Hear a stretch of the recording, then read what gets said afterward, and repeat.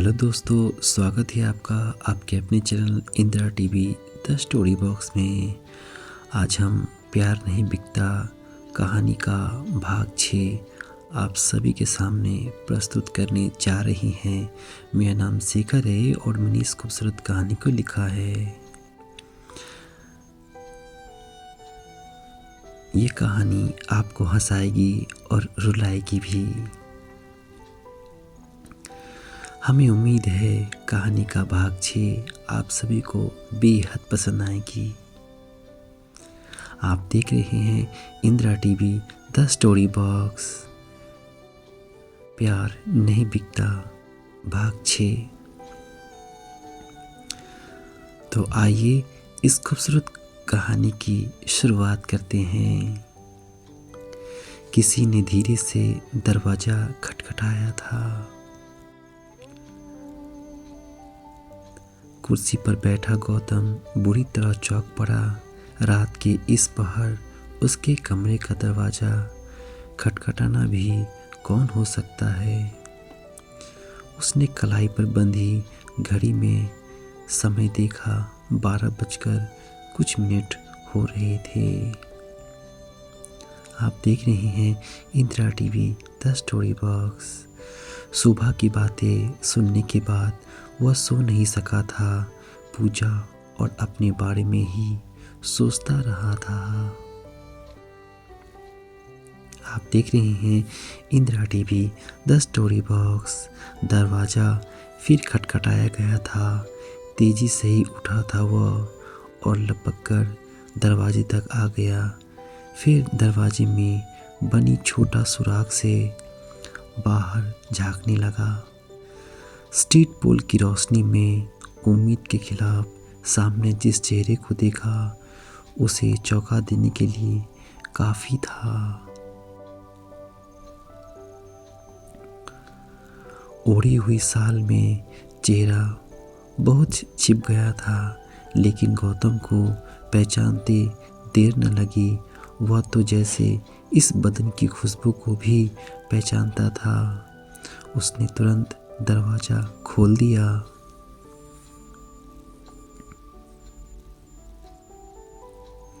पूजा तुम? स्वर गहरे आश्चर्य में डूबा हुआ था। आप देख रहे हैं Indira TV the story box.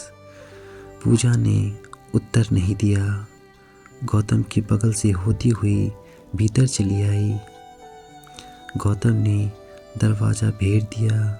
चेहरे पर उलझन के भाव लिए ही पलटा था वह। इसी पल पूजा उससे बुरी तरह लिपट गई, मानो कोई सहमा हुआ बच्चा डरकर ही माँ से चिपक गया हो।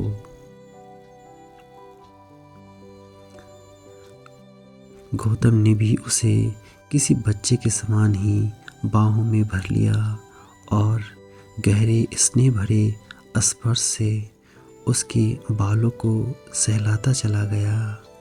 यही स्पर्श पूजा के दर्द का बांध तोड़ गया।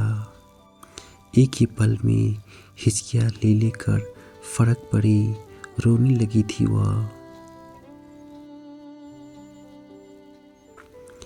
मुझे बचा लो गौतम बाबू, अपनी पूजा को बचा लो। मैं सब जान गया हूँ पूजा।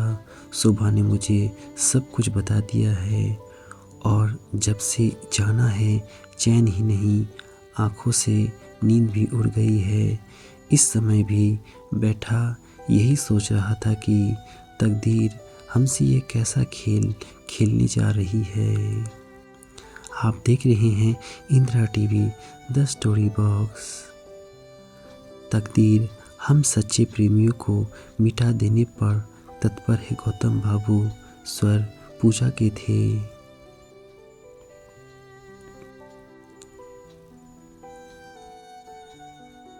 सुबकते हुए पूजा अलग हटी थी।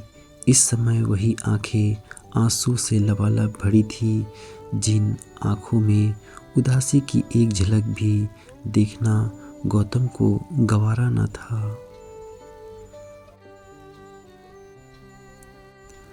तरफ उठा गौतम कांपते हाथों से ही पूजा के आंसू पोंछता चला गया। वह तुम्हारे आंसू मुझे जीते जी मार डालेंगे पूजा, इन्हें मत बहाओ, मैं तुम्हारे साथ हूँ पगली, चिंता ना करो।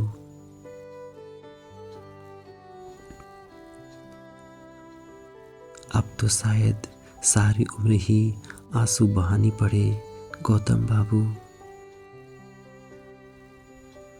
मैं ऐसा नहीं होने दूंगा मेरे जीते जी तुम्हारी आंखों में आंसू नहीं पूजा नहीं। कराते हुए गौतम ने पूजा का चेहरा किसी फूल के समान ही दोनों हाथों में भर लिया था।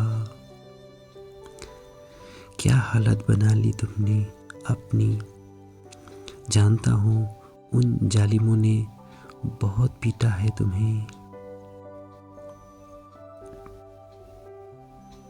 नहीं गौतम बाबू नहीं, जिस्म पर मार का दर्द उतना नहीं है जितना दिल टूटने का है।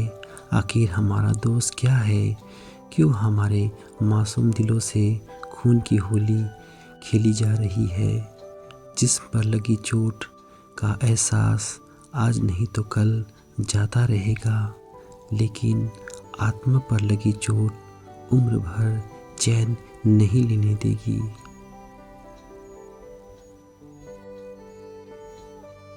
शोभा कह रही थी माने ही नहीं, धीरू ने भी तुम्हें बहुत पीटा है और तुमने उसकी मार इसलिए सही क्योंकि तुम उस आदमी का नाम नहीं बताना चाहती जिससे तुम्हें प्यार है। तुम्हारे चांद से मुख पर यह उंगलियों के निशान भी चीख चीख कर इसी सच्चाई को कह रहे हैं। तुम्हें मेरा नाम बता देना चाहिए था पूजा। आप देख रहे हैं Indira TV the story box. कैसे बता देती पूजा की आंखों में आंसू तरफ उठे, यह जुबान कट न जाती नाम बताने से पहले। पूजा गौतम जैसे दर्द से करा उठा।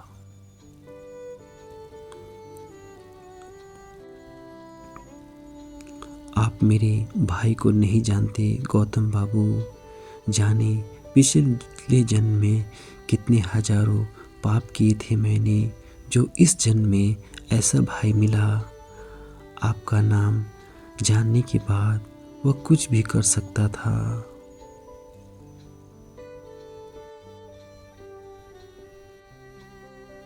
क्या कर लेता, ज़्यादा से ज़्यादा जान ही ले लेता ना।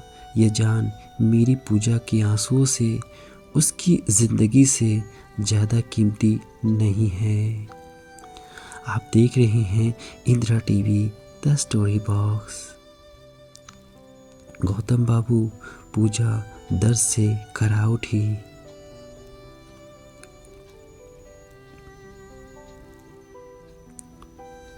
ठीक कह रहा हूँ पूजा, आपको कुछ हो जाता तो मैं कैसे जीवित रहती। रात की इस पहर चोरी छिपे आई हूँ आपके पास, एक ही बात कहने के लिए, भगवान के लिए आप यह शहर छोड़कर चले जाएं।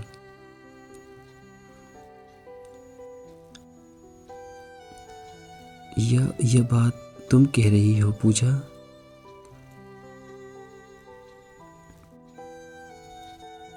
हाँ गौतम बाबू, क्योंकि मुझे आपकी जान अपनी जान से भी ज़्यादा प्यारी है।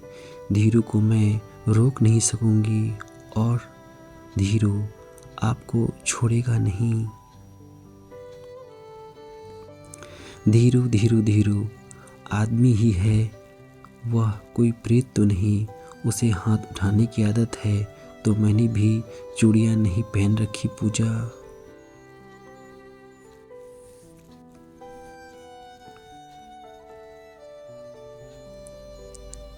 आप बदनाम हो जाएंगे गौतम बाबू। मेरी तकदीर तो मेरी माँ और मेरे भाई लिखने ही जा रहे हैं। आपका भविष्य भी उजड़ जाएगा। आपकी माँ के सपने भी एक कभी ना खत्म होने वाली इंतज़ार की तरह पत्थर होकर रह जाएंगे। आप अपना ना सही तो बुरी माँ का ही ख्याल कीजिए।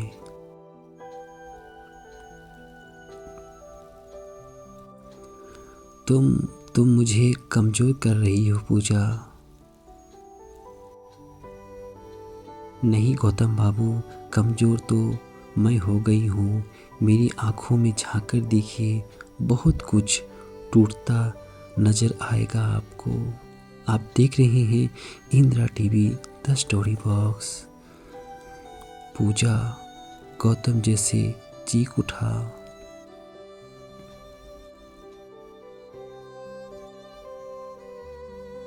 आपका और मेरा अस्तित्व अब दूर नहीं गौतम बाबू, लेकिन व्यवस्था मजबूर कर रही है।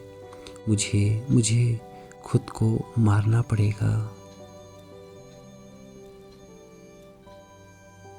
इसका मतलब तुम मुझे भी मार डालोगी। गौतम बाबू दर्द से छटपटा उठी पूजा।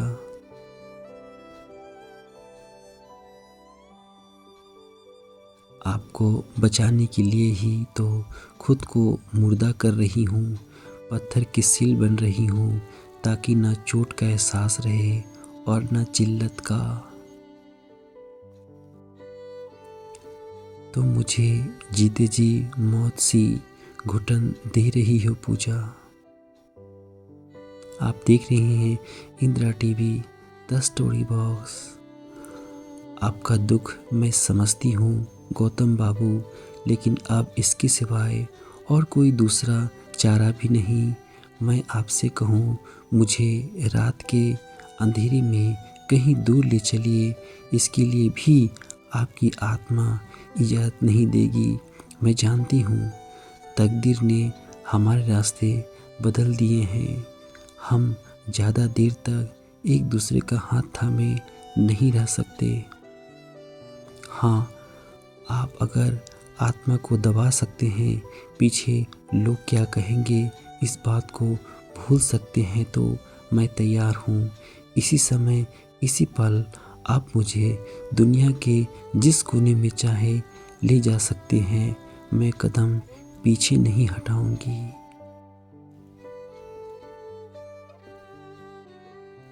पूजा गौतम का स्वर काँप गया।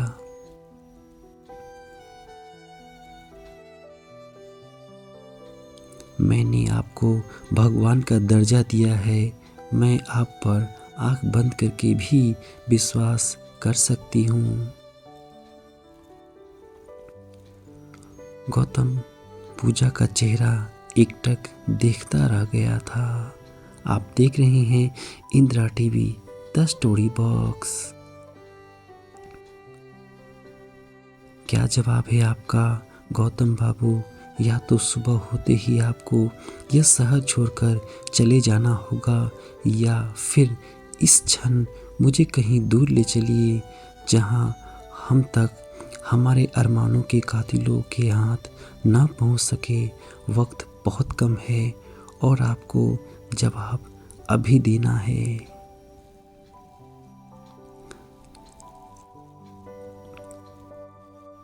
गौतम बुरी तरह उलझ गया। इससे पहले कि सोच किसी नतीजे पर पहुंच पाती, झटके के साथ दरवाजा खुल गया। यह कुत्ता क्या जवाब देगा पूजा? जवाब मुझसे सुनो। खुले दरवाजों से पहले धीरू दाखिल हुआ था, फिर उसी के पीछे 5-6 और आदमी उस छोटे से कमरे में घुसते चले गए थे। हाथ में हॉकियों के डंडे थी। दरवाज़ा पलटकर धीरू ने ही बंद कर दिया था ताकि बाहर आवाज़ न आए। पूजा ने देखा तो सिर से पांव तक कांप गई। एक पल को बदन सारा खून ही जम गया सा लगा था। चौंका गौतम भी था।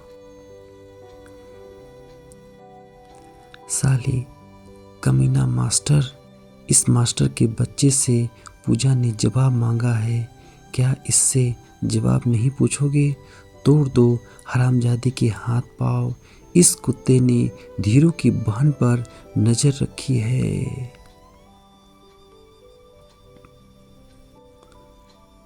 शब्दों को चबाता हुआ धीरू दहाड़ उठा था।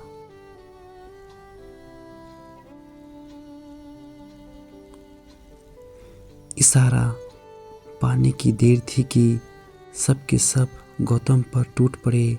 बेचारे को संभलने का मौका भी नहीं मिला। बात दो की होती तो संभाल भी लेता, लेकिन यहाँ तो 5-5 गुंडे थे।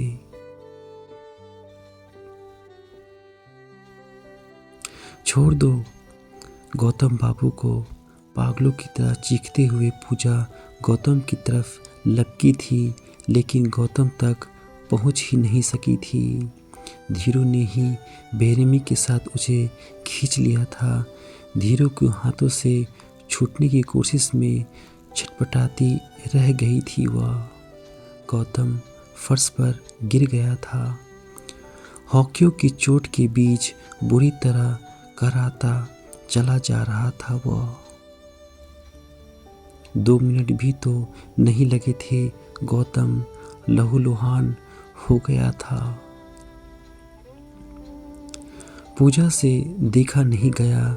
धीरू के हाथ पर दांत गड़ाते ही वह छूटी और जाकर गौतम पर गिर पड़ी। इसी पल प्रहार रुक गए थे। इससे पहले कि धीरू आगे बढ़ता, सामने का दरवाजा अचानक खुला। भीतर दाखिल होने वाले शोभा और उसके पिता महेश शर्मा थे। पूजा की चीख ने ही उन्हें जगा दिया था। कमरे में यह सब देख हैरान से बोल उठे, ये क्या हो रहा है धीरू? स्वर तेज था शर्मा जी का।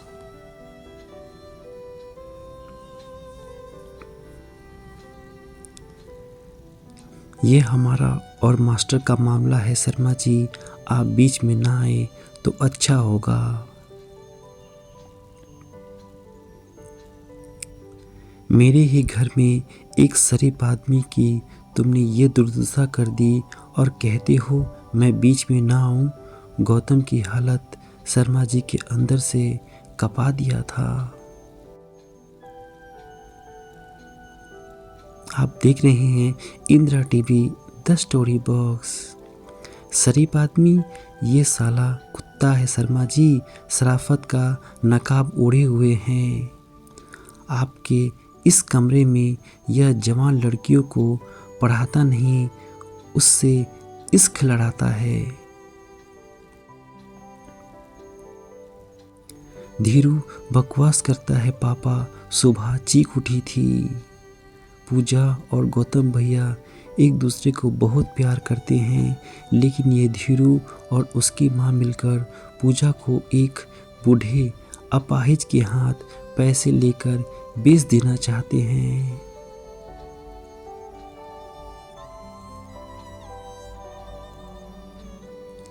तुम अपनी जुबान बंद रखो लड़की, पूजा मेरी बहन है, उसका भला या बुरा सोचना मेरा काम है।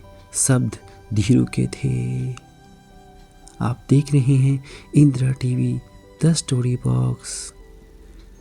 धीरू फिर गुस्से से अपने आदमियों से कहा, रुक क्यों गए? इस लड़की को एक तरफ हटाओ और तोड़ दो मास्टर के बच्चे की टांगे।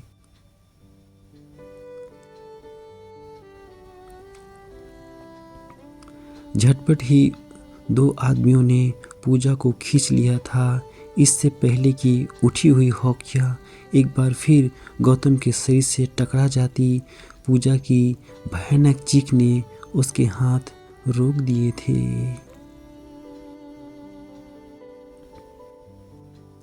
एक भी चोट और गौतम बाबू के जिस्म पर लगी तो यह चाकू मेरे पेट में होगा धीरू। मेज के पास खड़ी थी पूजा, वहीं से चाकू उठाया था उसने।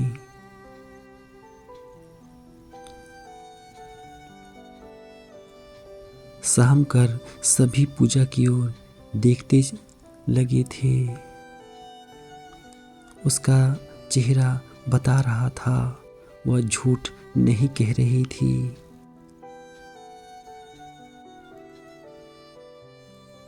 यकीन न हो तो आजमा भी सकते हो धीरू, बस एक ही चोट की बात है।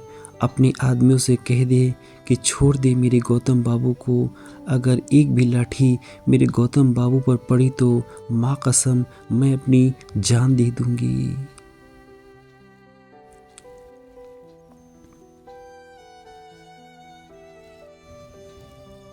नहीं, सब रुक जाओ, शाम कर ही चीखा था धीरू। बड़ी जहर भरी हंसी हंसकर रह गई थी पूजा।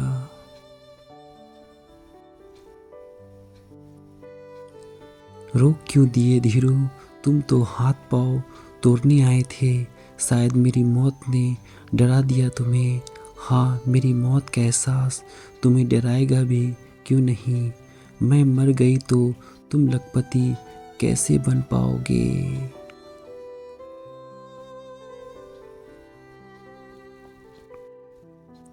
पूजा, चाकू फेंक दो पूजा। तुम अपने आदमियों से कहो हौकिया फेंक दे और कमरे से बाहर निकल जाए। तुम्हें मेरी जिंदा लाश चाहिए ना, मिलेगी, लेकिन एक ही शर्त पर। तुम और तुम्हारे आदमी गौतम बाबू को छुएंगे भी नहीं।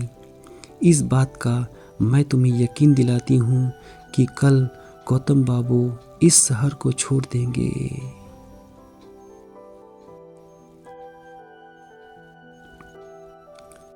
नहीं पूजा, ये ऐसा जुल्म मत करो। खून से लिपटा हुआ गौतम करा उठा।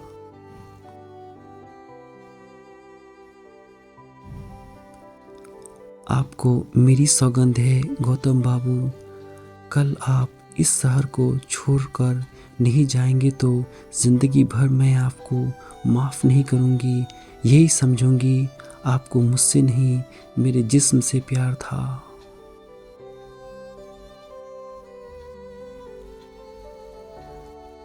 गौतम के होठ जुड़ गए। फटी फटी आंखों से पूजा का मुंह देखता चला गया था। वो आंखों में टूटे हुए दिल की परछाई तैर उठी। यह क्या कह दिया तुमने पूजा, यह क्या कह दिया तुमने। गौतम बड़बड़ाता ही रह गया। पूजा उन आंखों में नहीं झांक सकी। मुंह के आगे हाथ दबाते हुए चाकू वहीं फेंका। फिर डगमगाते कदमों से ही दरवाजा की तरफ लपकी और दरवाजा खोलने के बाद बाहर निकलती चली गई।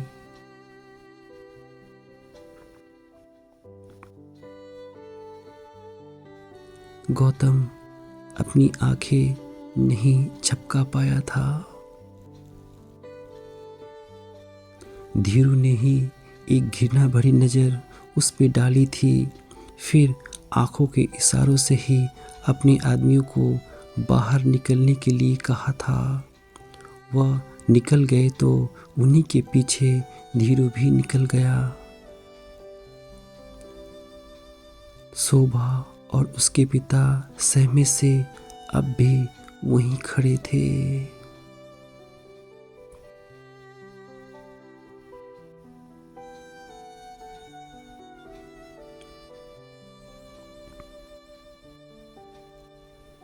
हम कहानी का भाग 7 जल्द से जल्द लेकर आप सभी के सामने प्रस्तुत होंगे। तब तक अपने दोस्त और कहानी के हमसफ़र शेखर को इजाज़त दीजिए। अपना ख्याल रखिए। धन्यवाद दोस्तों। फिर मिलते हैं इस कहानी के अगली कड़ी में।